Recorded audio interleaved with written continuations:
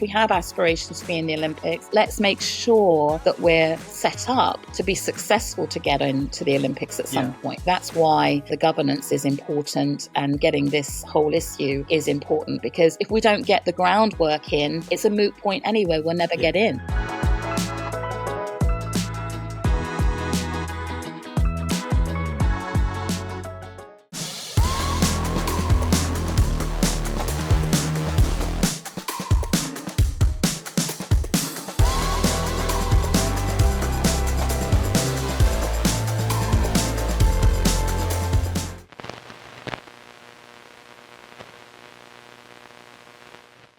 All right, Karen, welcome to Behind the Paddle. Appreciate you being here. Thank you for inviting me, Rob. It's lovely to see you again. You too. I'm excited to see you in a little bit in Telford again. Third year running, I believe. So it is. That's right. And I think it was last year at Telford, but the English Open will be there. That's what you guys said last year too. Yes. And it's been cool to see, like, year after year. The growth's been, like, when I think about international pickleball, that's like, it is the English Open, because everybody's so excited. There's so many people. It's such a big event, and a big facility too in Telford. And it's just, to me, there's always just so much joy around the event versus, a lot of it in the US has just become, I want to say, like, repetitive, or kind of like it's lost a little bit of the joy. And like, whenever I go to England, I feel that joy again, the excitement of people, and it's just so fun to go to every year. So we'll get into more of kind of as well, isn't there? Yeah, exactly. So, and I want to get into how you've kind of built that from the ground up. But before we get into the English Open, what led you to pickleball in the first place? So I probably would never have found it if it hadn't been the fact that some neighbours of mine were in tracksuit bottoms. They're sort of like, 10, 15 years older than myself, and I was 54 at the time. So they're looking sporty, and I said, where are you going looking all sporty? And they were going to the village hall, which is opposite where I live, and they were playing pickleball. And you know how that goes. Pickle what? Yeah.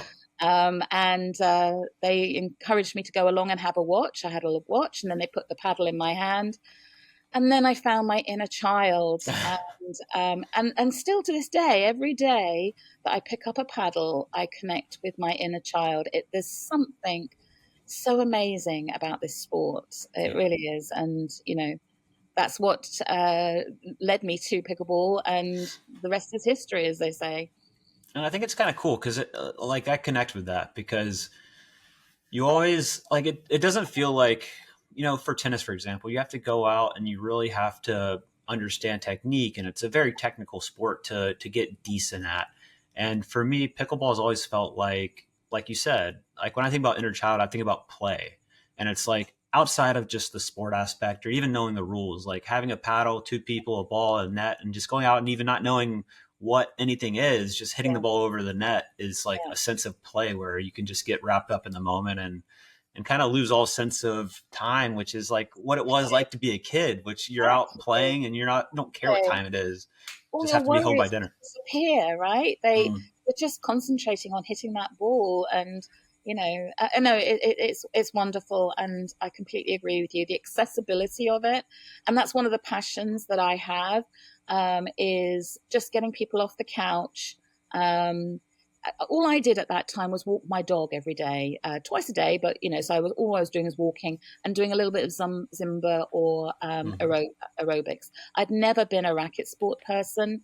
I would never really say I was sporty, but this showed me, A, I could connect with my inner child, but B, there was a little community there. They stopped for tea and cake half time.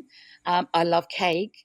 So, I thought, well, I'm going back there next Wednesday, So what really drives me now is getting people off the couch like myself, and just getting them moving, connecting with other people, getting a new friendship loop. I've been very blessed actually by pickleball, because I met my now husband a few months after I started playing pickleball, introduced him to it once we started going steady. And then because we were a new relationship, he had his friends, I had mine. We actually created friendships together. Very And we've cool. now got a whole, group of friends that we love dearly. And, we both know us equally. So no sides to be picked or anything like that. Right, right. Yeah, no, it's brilliant, brilliant. That is really cool. So that's the getting into it.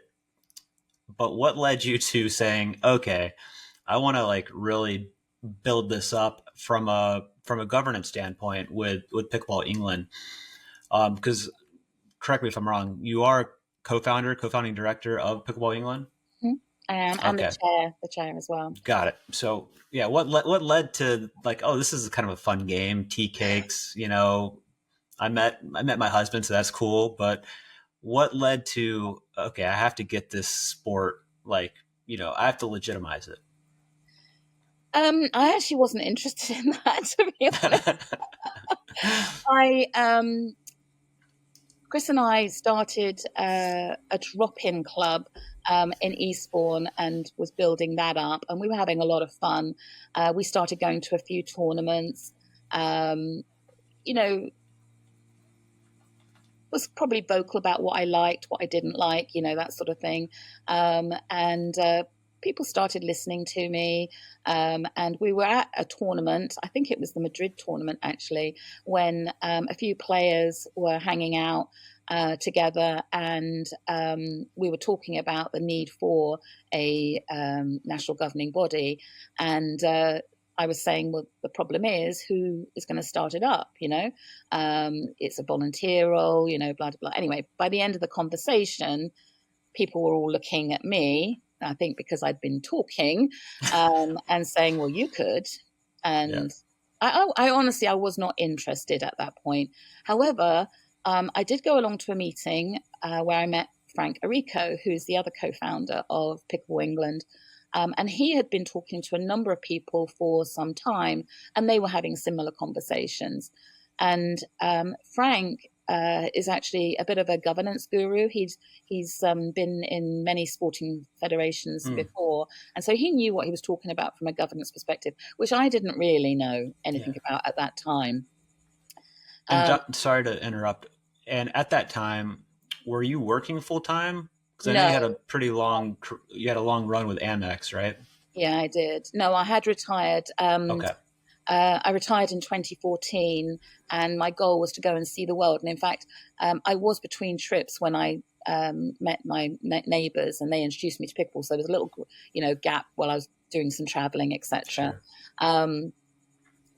So I wasn't working, and they knew that, and they knew my history with American Express. I met Frank. I recognized that he was both good at governance, but he also is a bit of a technical guru. He writes software and things like that. I had marketing and product development experience and was very good with technology. And so we had a bit of a meeting of minds and thought, well, actually, we could recruit a few other people. Maybe we could do this. And so that's what happened. He and I set up Pickleball England. We launched in January of 2019. And because two groups had already encouraged us to do something, we had some support from the get-go. And actually, when you're starting something like this, you've got to have the player support. Otherwise, it's never going to go anywhere. And there had been some previous people who had tried to do it but didn't get that support. So we were blessed with the support, and within a few months of starting, we had over 1,000 members. We had an AGM in the August and recruited some directors to join us, regional directors, and we haven't really looked back since. Actually, it's been really quite successful, and given that we are really still just a volunteer group. We are at that point where we have to professionalize now. We've got a contractor working for us at the moment. We hope to make him an employee, but we've got to get an income coming in, an income stream coming in, before we can really commit to getting staff in place. And actually, just as an aside, I want to tip my hat to pickleball in Australia, they have got 9 people working for them now. And I really do believe that that's how they've unlocked the growth for Australia. They're doing a terrific job. Yeah. Brendan Lee, who's the head executive there, he's doing a fabulous job, and he's got a great team underneath him. If we can do that in England, I think that, we'll be laughing. Yeah. And in respect to Australia, because I know there's been with the tennis side of things, already being established in these countries, Australia, England as well, with the LTA. What's been, and maybe you can't speak to Australia, but what's been that kind of relationship with the tennis organizations, governing bodies, and pickleball as pickleball tries to come in? So for many Like, years, tennis weren't interested in pickleball. Certainly when Pickleball England started, one of the organisations that was disbanding had been to the LTA and suggested that they take on pickleball, and I gather it was rejected. So that was back in 2019. Fast forward, you have the pandemic and the growth of pickleball in the USA. yeah. And that's made tennis organizations really sit up and have a think, right? And that, I think it was in 2023 that the LTA decided that they wanted to get involved in pickleball. Now, we've actually, Unilaterally, outside of even discussing it with you guys, or what was that process? yes, it was a bit unilateral. They did actually reach out to us, and we had a meeting with them. But it was obvious that they wanted to do this, and there was really no choice. And we decided to resist that. Now, I don't really want to go into too much detail because Sure. we are trying to have, now that we've got the national governing body status with Sport England, we are trying to build a collaborative adult relationship with the LTA. So Yep. I don't really want to go into the ups and downs of it. Sure. But I do feel that, the big resources that tennis has is attractive to pickleball organizations initially. But what they don't realize is it's a lot of it is all about control. And yet we need to keep sovereignty of our sport, especially if we want to be in the Olympics. If you let tennis take over pickleball, it's then tennis that decides whether or not we go into the Olympics, not the the IOC. Right. And so, the more countries that go over to tennis, the more chance there is that we will lose that battle with tennis, and then it's their choice. And I don't think they want tennis not to be in the Olympics, and they can only have one sport in any given Olympics. So, Oh, I didn't realize that. So the LTA, if the LTA ran pickleball and tennis as an organization, they could only have one of those sports be an Olympic I'm talking sport. about at the world level. Yeah, got it. If tennis had pickleball, Sure. only one sport could be Yes. in the Olympics. Got At it. least Yeah. that's my understanding. Yeah. Yeah.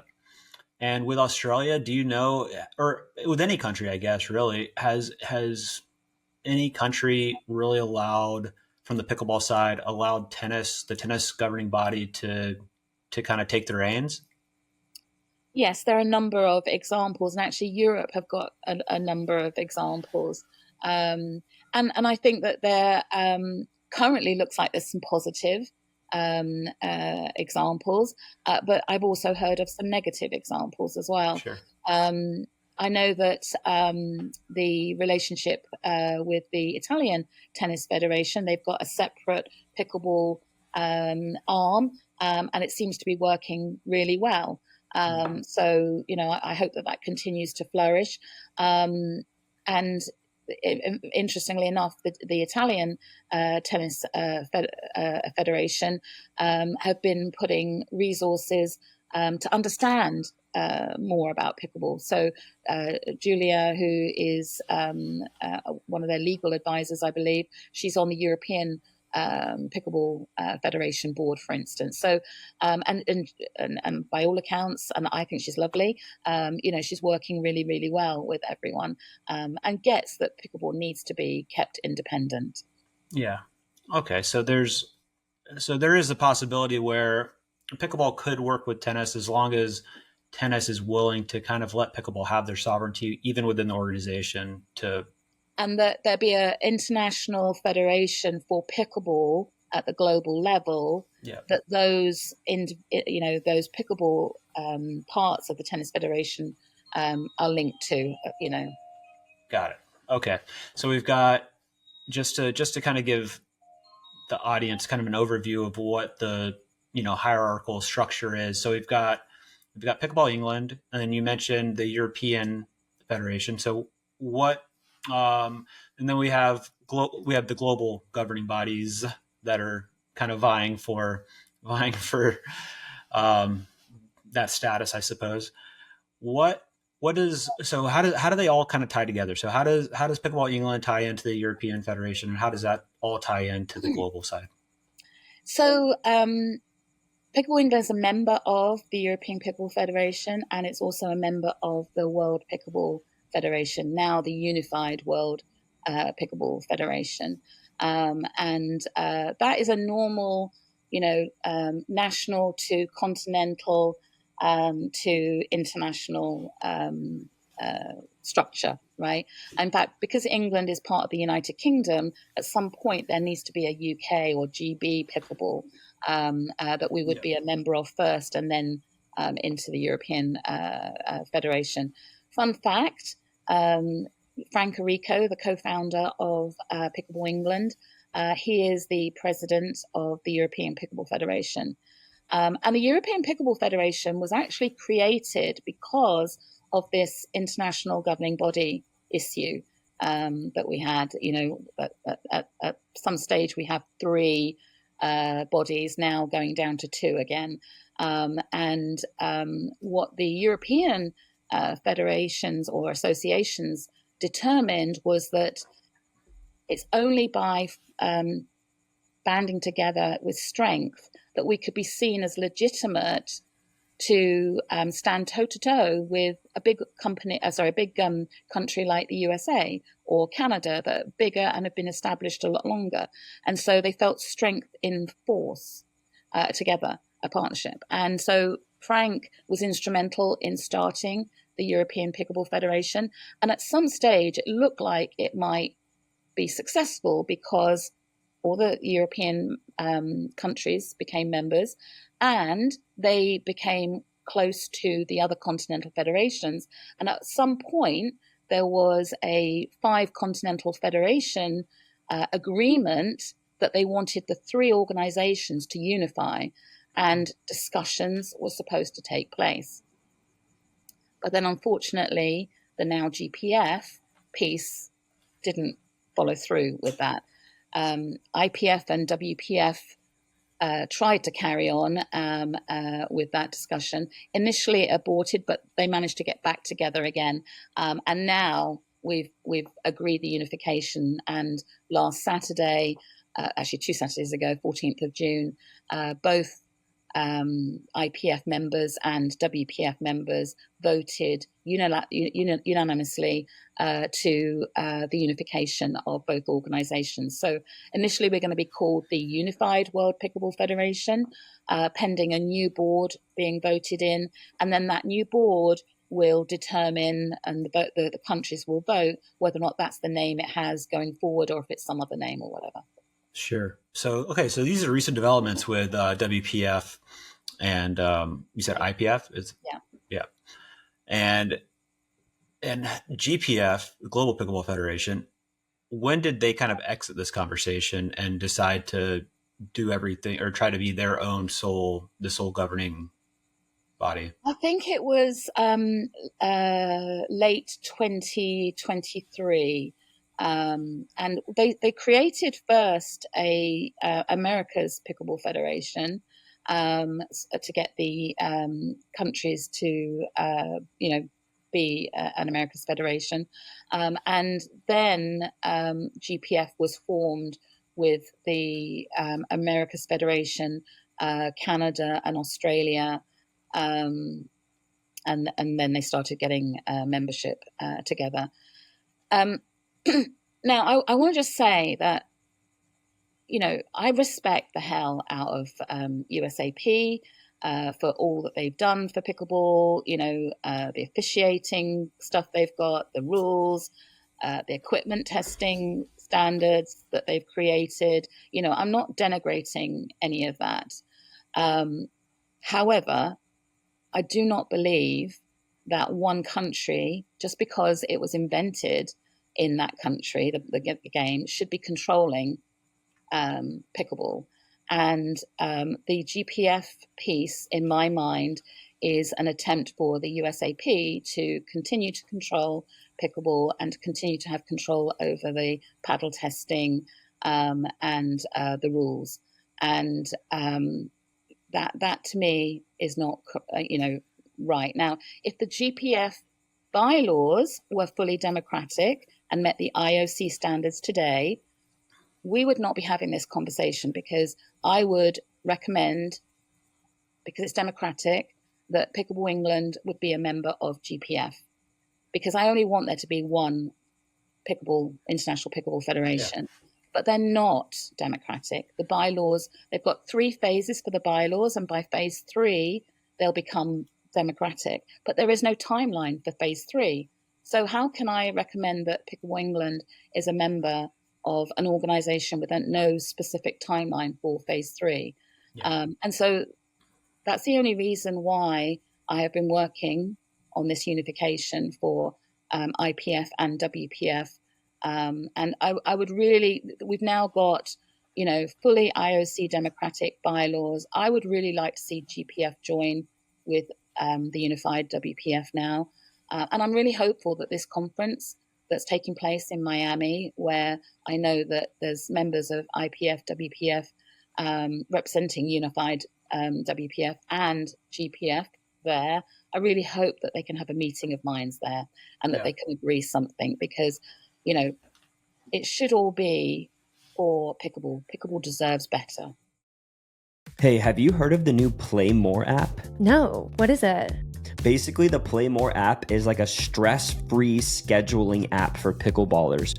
So I don't know, we've struggled a lot in group text trying to organize play. You'll set it up and somebody will just like the text. And I'm like, does that actually mean you're coming or not? Yeah, and it's like, you never know how many people you have, like what rating they are. It's kind of annoying. It can kind of just be a nightmare to try to organize groups, because group texts are just not fun. So basically, the Play More app lets you send out invitations. You get an RSVP list. If somebody doesn't show, there's a wait list that will actually like put somebody right into. No way. Yeah, it's really cool. Dang, that's awesome. What's it called? It's called the Play More app. So you should download it at the App Store, or you can go to getplaymore.com if you want to look at it online. Did GPF, do they give a reason on why there's no timeline on the bylaws? If that's kind of like the deal breaker, which it seems like there's just no timeline on it becoming a democratic organization. If they were to come to you tomorrow and say, okay, this is the timeline, within 2 years, we'll move to phase 3. Would that change? Would that change everything? Well, at the moment, the way the bylaws are, it's the board of directors that have got control. And at the moment, there's at least 6 Americans and Canadians on the board of directors. For GPF. So it's basically North American. Well, there are the Continental Federation representatives, plus the US and Canadian representatives, and then there's some at-large directors. So I can't remember exactly how many. There might be 15 positions in total, but at least 6 of them are North America. So it doesn't feel like if the directors can control what happens in those bylaws, they're the ones that can change it. The membership can't. Yeah. I don't think that I could recommend anyone join that right now, because you could join the unified WPF could disappear, And then when it disappears, they could change the bylaws again to say that, it's going to be under the control of something else, right? So we should only join them if they change and it's fully democratic. I would actually prefer for them to join the unified WPF now because it's already fully democratic. Yeah. And what's been kind of the stalemate between the organizations? Control? Is it that I think it's control. I think it's control. I actually think it's USAP. And as I say, I'm not trying to cast aspersions, but there's money that comes into the USA Pickleball through the paddle equipment testing process. I'm sure there's other revenues as well that they've got control of as well. That's what they don't want to give up, because technically the equipment standards and all the rest of it, that should be an international federation's rule setting. So the worry is on their end, potentially, like we might just be guessing here, but I think we can safely assume that if they were to join WPF, they would lose kind of control of the paddle testing, of the international rules, regulations. Eventually we'll have to go into drug testing, stuff like on the pro level, which might be a completely different story or, organization altogether. But your thought is that if USA Pickleball and GPF are like, what is the connection there? Is it same people involved in each organization, or like what's the tie that makes USA people who are on USA Pickleball and GPF? Justin Maloof, for instance, that'd be a name he's on there. And actually, you might not know this, but IFP, which was started by USA Pickleball, or at least the pre name of that, with Spain and with Canada, I think it was. That was in existence since about 2014, I think. And then it was USA Pickleball and Canada that asked the member countries of the IFP to sign a letter to change the leadership of IFP. They specifically wanted the president to step down. And if he didn't step down, that the countries would resign. Well, what happened from that was that he didn't step down, so everyone resigned. And there were discussions around creating a new unified organization with WPF and these new countries, right? But those discussions broke down because USAP stepped back from them. There have been about 3 different cycles of this, and each time USAP have stepped back. Now, IPF was created out of IFP. The president at the time stepped down or was ousted, whatever, and a new organization was put in place. However, the members didn't go back, and so they had to then start, getting new members and things like that. So that's how we got to 3. Again, because IPF was a replacement for IFP, WPF, and then the USAP creating GPF again. So the point I want to make about all of that, though, is that some of the people that were on the board of the IFP at the time that USAP asked us all to take this action are some of the people who were on GPF now. Now, if there were wrongdoings that they were asking us to step down from, and those same people are in GPF, what does that say? It's not exactly distancing themselves from what was going on, right? So, there are other things that need to be borne in mind. And I just don't get why USAP can't say to the people during negotiation, what is it they really want, so that the other side can actually say, well, maybe there's a way we can carve out what you need, but they never actually articulate what it is that they're not getting from the unification. Like, for example, if USA Pickleball was like, look, open to this, but we've already put in so much work, so much time, so much money invested into into the referees, into the paddle testing, into, is there a way where we could work together to where we still feel like all of this work we put in is worth something?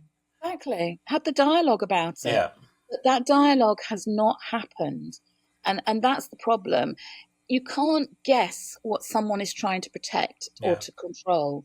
So we're making 2 and 2 and make 4 or 6 or 8 or whatever. Well, tell us what it is that you're concerned about, that you're trying to carve out.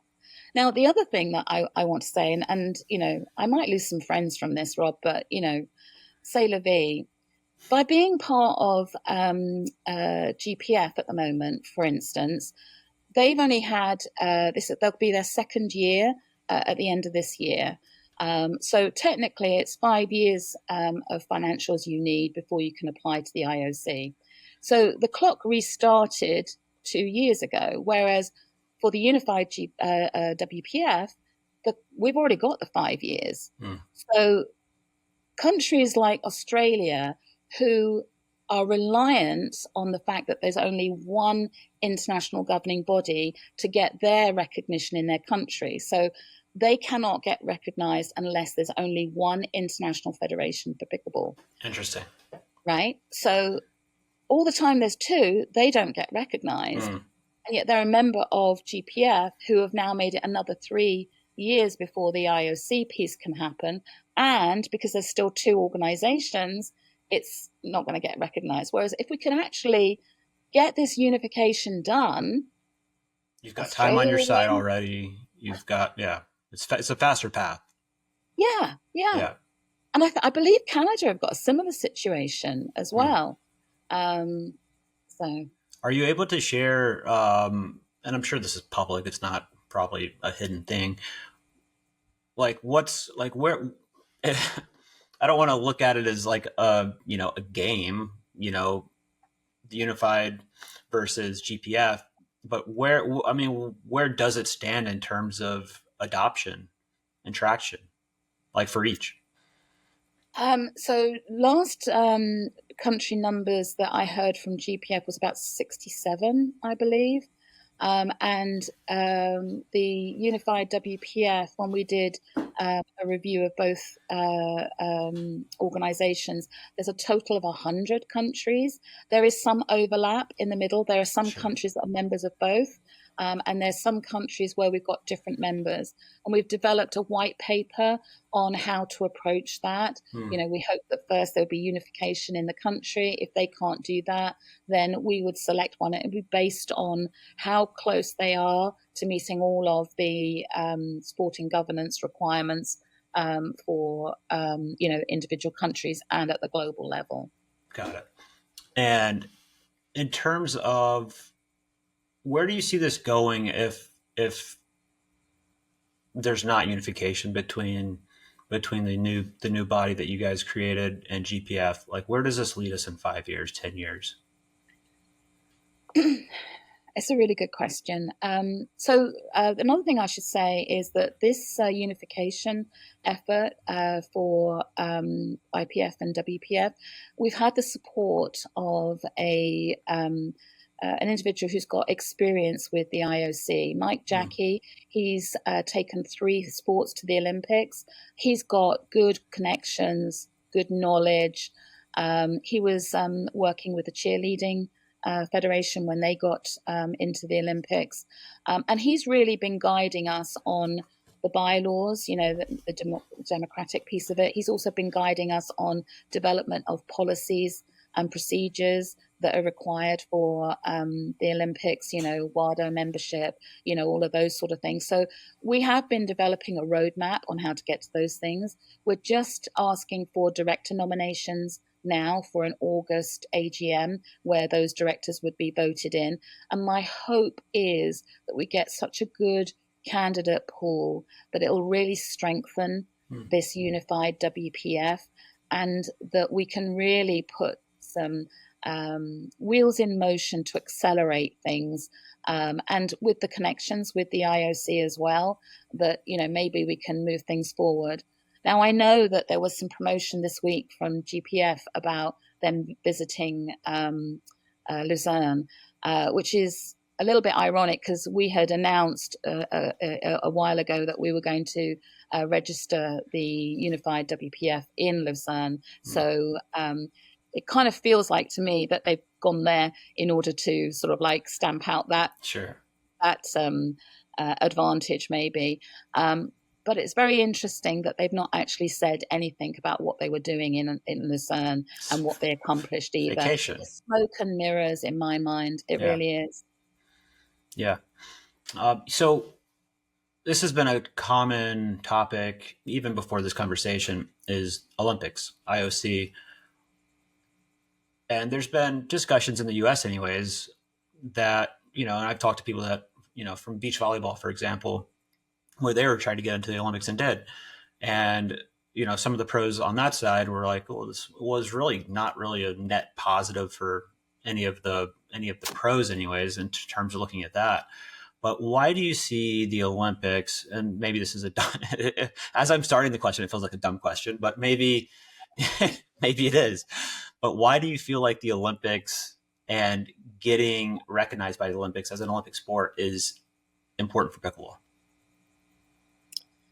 So you're probably talking to the wrong person about that, actually, because I said earlier, my passion is getting people off the couch and playing this wonderful sport. So, on a personal level, whilst I love watching the Olympics, it's not important to me, right? Yeah. Don't know if I should say that, but anyway. But I do know it's important to lots of people who are playing pickleball.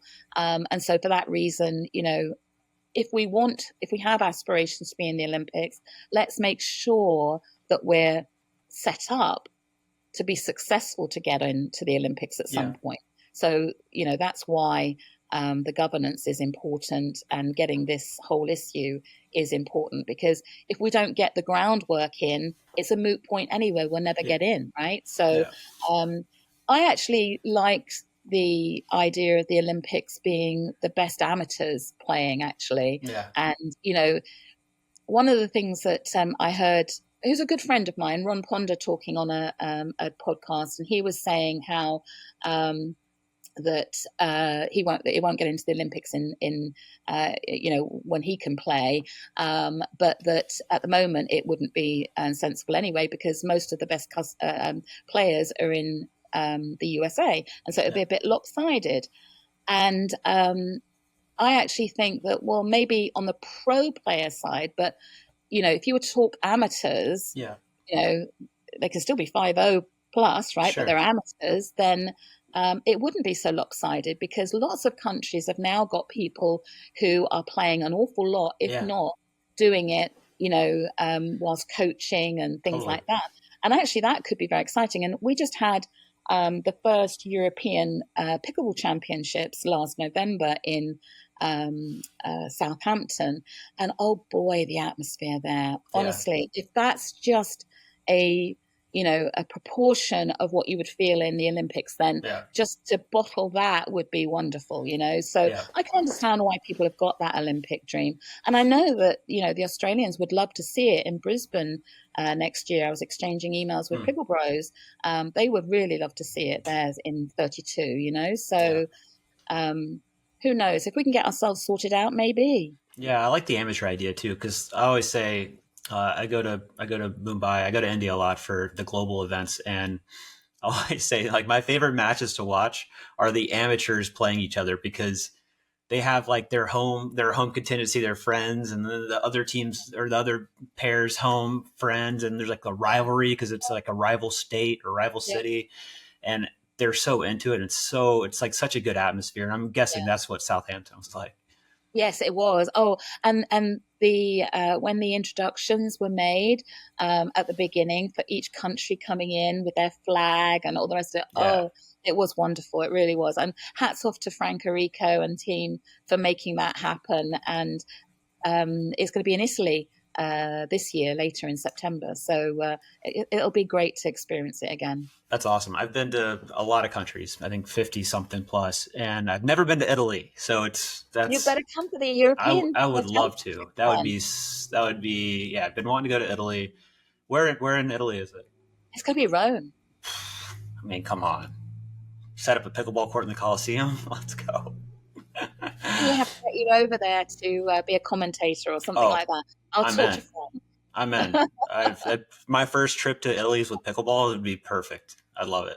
So, well, that was really interesting chat to learn more about what's happening globally, what's happening in England. Obviously, you've got the English Open coming up in Telford. Just to kind of wrap things up, would love to hear how the English Open came about and what your aspirations are for it moving forward. So Sam Basford, who is a coach and player in England, at the time, I think he was probably about 17. It was 2018. I think we were at the Italian Open actually, and they had put on the Italian Open, and Sam came up to me and said, "I want to do a tournament, but at my age, no one's really going to respect me to go along to it. But if we were to do it together, then I think they would." And who could say no to a 17-year-old putting himself out there? Yeah, it's brave. That, and so I said, okay, let's do this. And this was before Pickleball England, actually. So we got together, started planning it. I'd been to a lot of tournaments. He had, we had some ideas what we wanted to do. And then I started Pickleball England with Frank. And I said to Sam, you know what, it doesn't feel right to me that this would be an independent tournament. It needs to be a Pickleball England tournament. How do you feel about that? And he said, that's fine with me. So that's how it was really Sam and me, but then we made it a Pickleball England event. Our first tournament had 235 players, which was enormous. That's a great number for a first tournament. We had some overseas people that came over, it was a great success. But it was on a gym floor, and we recognise that you don't get the best experience there. So our next tournament was actually on a tennis court floor. So we put lines down, etc. Anyway, fast forward from 230 odd players this year. We've currently got 2,218 registered, and registration hasn't closed. We've still got a few spaces in a few events rather, but we're going to break 2,300. I know. So, given that last year was 1,970 something, it's a nice little bit of growth. If we'd had a bigger venue, I think we could have easily have got many more than that, but the number of people who were on standby and those that didn't register because they couldn't get into the event was incredible, So next year we'll go to a bigger venue just so that we can get more people in. How do you go to a bigger venue? What is it going to be? It's going to be Wembley, or what are we doing? I tell you what, it's going to be exciting, Rob. It's going to be exciting, but I don't want to. No hints, no nothing. Yeah. It'll unfold and it'll be awesome. Exactly. But what is interesting is our nationals now is as big as our English Open last year. We had the first year. No, we had. How many did we have? Do you know what? I'm going to get my numbers wrong now. I think we had nearly 2,000 people last year at the nationals. So it's incredible. Yeah, really, really incredible. So and there are a lot of tournaments going on in Europe, as there are around the world as well. And so we don't take it for granted that people are going to come. So we're really pleased that everyone still wants to come back. And I think that part of it is the vibe that is created at the Telford. We put down 40 pickleball specific courts. You've got pro players coming over from the US. You've got players coming from all over the world. It's a great multicultural vibe, right? Yeah. And I've grown to love Telford. I mean, it's just a nice venue. It's there. You've got the restaurants and shops just above it. You've got 2 hotels right there. Like you can walk to within 2 minutes. Like Yeah. as a player, I love any kind of venue where I can walk to the venue. That's a dream for me. Yeah. No, it's all there, just on the doorstep. So, but Swan Song for the like, English Open at Telford this year, though. Is that true? That's confirmed. At Telford, yes. Okay. Yes. So it'll be a bigger venue next year. But I tell you, it'll be an even better place. So, me too.